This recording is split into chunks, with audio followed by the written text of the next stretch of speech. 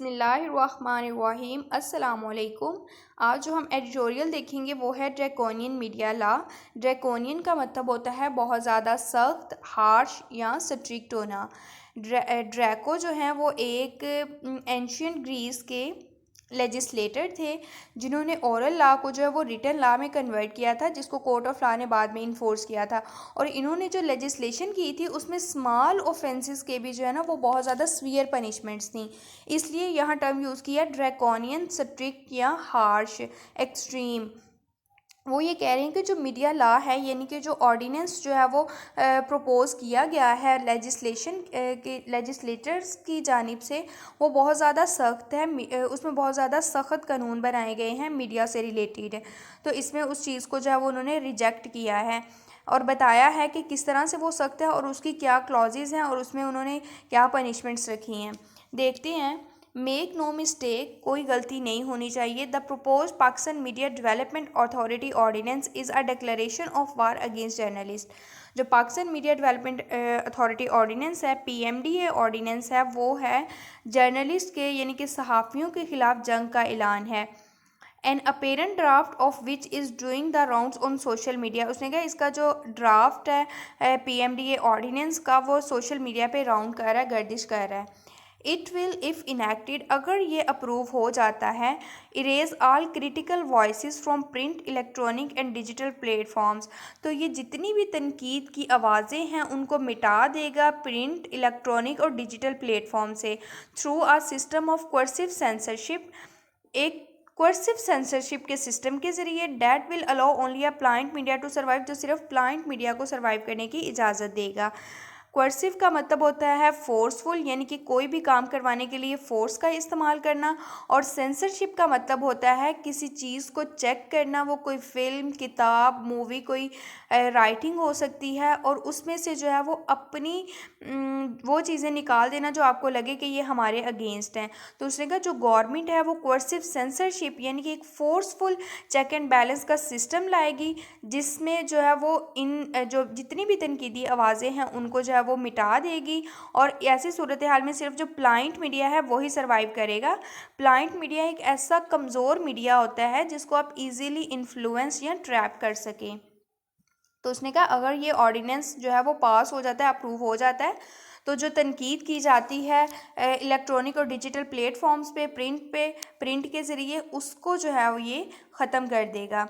In other words, दूसरे अल्फाज में, this naked attempt to control the narrative, ये जो बरहना कोशिश है नरेटिव यानी कि लिखारी को कंट्रोल करने की, will एविसरेट the very rational for the fourth state. तो जो फोर्थ स्टेट की रीजंस हैं, जो रेशनल हैं, उनकी जो पर्पस है उसको भी ये ख़त्म कर देगा। एविसरेट का मतलब होता है ख़त्म कर देना।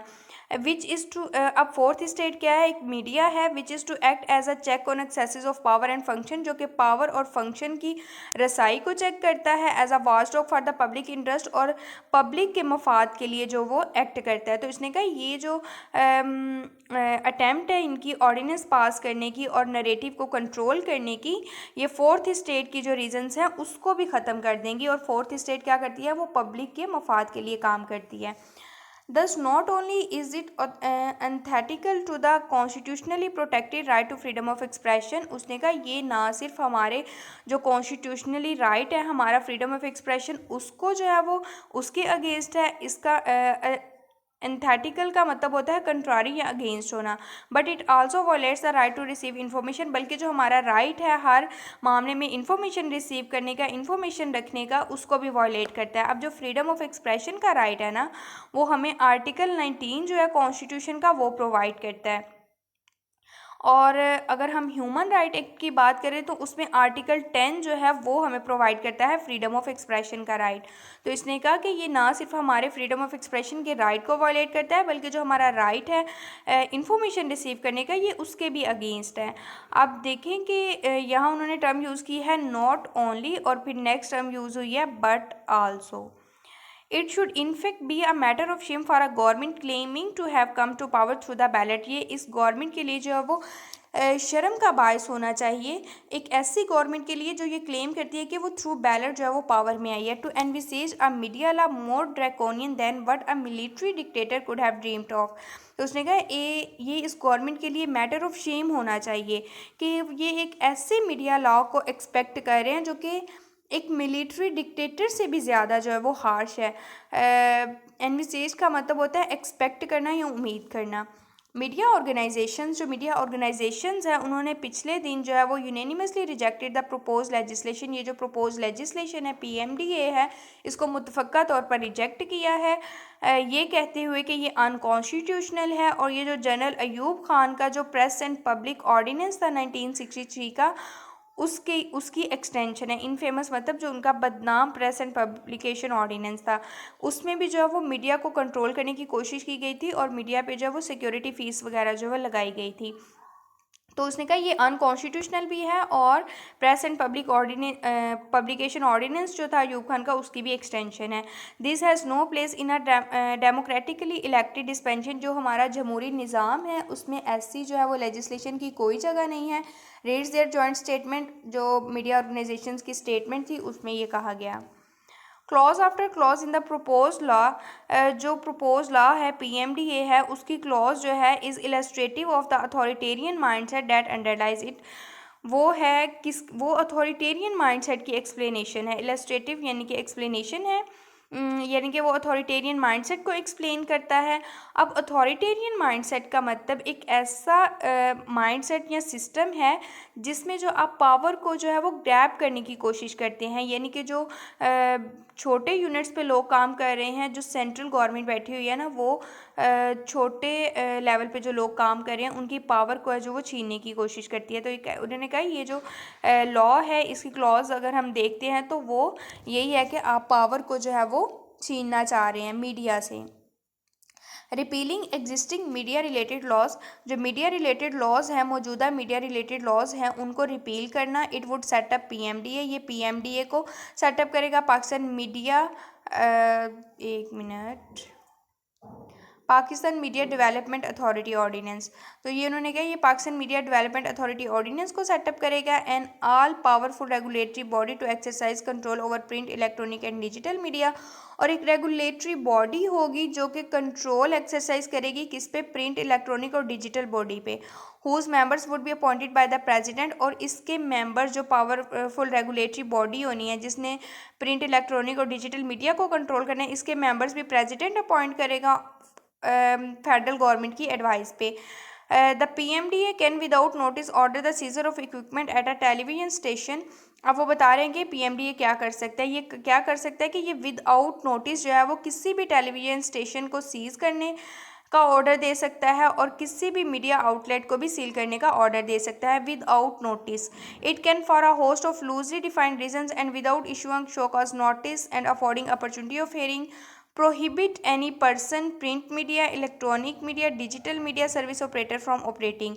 और ये क्या कर सकता है, ये कोई भी रीज़न दिए बगैर, कोई भी शो कॉज नोटिस इशू किए बगैर और हेयरिंग की जो अपॉर्चुनिटी है वो भी दिए बगैर, जो ये किसी भी शख्स को, प्रिंट मीडिया को, इलेक्ट्रॉनिक मीडिया को, डिजिटल मीडिया के जो ऑपरेटर्स हैं उनको काम करने से रोक सकता है। अब आप देख रहे हैं कि किस तरह से इन्होंने जो है वो पावर को जो है वो छीनने की कोशिश की है कि आप कोई रीज़न भी नहीं बता रहे, आप कोई नोटिस भी नहीं दे रहे, आप जो है वो अपॉर्चुनिटी भी नहीं दे रहे हेयरिंग की। तो ऐसी सूरत में जो है वो आप उस शख्स को, मीडिया को, जो है वो ऑपरेटर्स को जो है वो काम करने से रोक रहे हैं। तो उसने कहा ये काम भी कर सकता है, पीएमडीए में ये लिखा गया है। Sanctions include up to 3 years, और सज़ा जो है वो 3 साल तक होगी और फाइन हो सकता है 25 मिलियन का, और बहुत या दोनों भी हो सकती हैं। Anyone aggrieved by its decision can appeal to a tribunal, और जो भी इस जो रेगुलेटरी बॉडी है इसके डिसीजन से अगर एग्रीव है या उससे जो उसको नुकसान पहुंच रहा है तो वो ट्रिब्यूनल को अपील कर सकता है, और वो ट्रिब्यूनल भी फेडरल गवर्नमेंट ही सेटअप करेगी, यानी कि सारा काम फेडरल गवर्नमेंट के अंडर ही होगा। रेगुलेटरी बॉडी भी फेडरल गवर्नमेंट ने ही जो है वो इलेक्ट करनी है। जो ट्रिब्यूनल होना है जिसके खिलाफ, जहां उनके खिलाफ अपील होगी, वो भी फेडरल गवर्नमेंट का ही होगा। The Supreme Court alone will have the jurisdiction to question the legality of any step taken under the ordinance. सिर्फ सुप्रीम कोर्ट के पास ये राइट होगा कि कोई भी स्टेप अगर इस ऑर्डिनेंस के अंडर लिया गया है तो उसकी लीगैलिटी पे जो है वो क्वेश्चन रेज कर सके. Much as it applies to TV channels at present, जैसा कि मौजूदा दौर में ये टीवी चैनल्स पे अप्लाई होता है. Under the proposed law the licensing regime would also cover print and digital platforms. जो लाइसेंसिंग रिजम है जो कि टीवी चैनल्स पे तो जो है उन्होंने क्या अप्लाई होता ही है, ये अब प्रिंट और डिजिटल प्लेटफॉर्म पे भी अप्लाई होगा.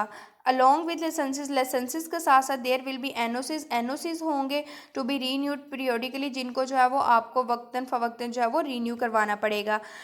हो सकता है वो जो पीरियड है वो 5 साल का हो, 1 साल का हो. तो a sword hanging over their heads, ये एक तलवार है जो उनके सरों पे लटकती रहेगी. Plus an added financial burden, और ये एक माली बर्डन भी है एट अ टाइम, उस वक़्त when the industry is already suffering crippling losses, जब इंडस्ट्री जो है वो पहले ही बहुत ज़्यादा नुकसान से गुजर रही है. क्रिपलिंग होता है ह्यूज, मैसिव. देन कहते हैं journalist over the last few year, journalist पिछले चंद सालों से have endured indirect censorship, indirect check and balance का सिस्टम बर्दाश्त कर रहे हैं. And outright violence for simply trying to do their job, और तशद्दुद का सामना कर रहे हैं अपनी जॉब करने के लिए. Now an attempt is underway, अब कोशिश जारी है to replace these blatantly illegal tactics by legislation. जो इनके जो ब्लाटेंटली होता है वाज़िया इलीगल टैक्टिक्स, यानी कि प्लान्ड एक्शन, जिस कोई भी ऐसा एक्शन एक प्लान एक्शन जिसमें आप जो वो कोई पर्पज़ अचीव करना चाहते हो. तो उसने कहा ये जो इनके इलीगल गैर कानूनी प्लान्स हैं वाजिया, वो आप जो है वो थ्रू लेजिस्लेशन इनको रिप्लेस करना चाह रहे हैं. That ultimately has the same objective, जिसका ऑब्जेक्टिव जो है वो सेम ही होगा. To bludgeon on the community into question, अब वो बता रहा है कि कौन सा पर्पज़ है कि वो मीडिया कम्युनिटी को स्ट्राइक कर देगा इन एग्रीमेंट. क्वेश्चंस का मतलब होता है अकॉर्ड या एग्रीमेंट वगैरह. तो अब वो कह रहा है कि अब जो इनके वाज या इलीगल एक्ट्स हैं, ये इलीगल इनके जो एक्शंस थे, अब वो उनको क्या कर रहे हैं, उनको लेजिस्लेशन यानी उनको कानून बनाना चाह रहे हैं, जिसका ऑब्जेक्टिव वही है कि चेक एंड बैलेंस का सिस्टम रखेंगे मीडिया पे, मीडिया को जो है वो कंट्रोल करने की कोशिश करेंगे. However the government should know, ताहम गवर्नमेंट को ये जानना चाहिए that the media in this country, के हमारे मुल्क में जो मीडिया है still has the spine and integrity to stand its ground. Media के पास अभी भी जो है वो सहारा भी है, सालमियत, ऑनेस्टी भी है कि वो इन ग्राउंड्स के अगेंस्ट खड़ा हो सके. सो ये था हमारा आज का एडिटोरियल, जिसमें उन्होंने हमें ये बताया कि जो Pakistan media development authority ordinance है उसमें किस तरह से मीडिया को कंट्रोल करने की कोशिश की गई है. अपनी सजेशंस मुझे कमेंट सेक्शन में ज़रूर दिया करें, वीडियोस को लाइक करें, चैनल को सब्सक्राइब करें. इंशाल्लाह नेक्स्ट एडिटोरियल के साथ मिलेंगे, तब तक के लिए इजाज़त दीजिए. अल्लाह हाफिज़.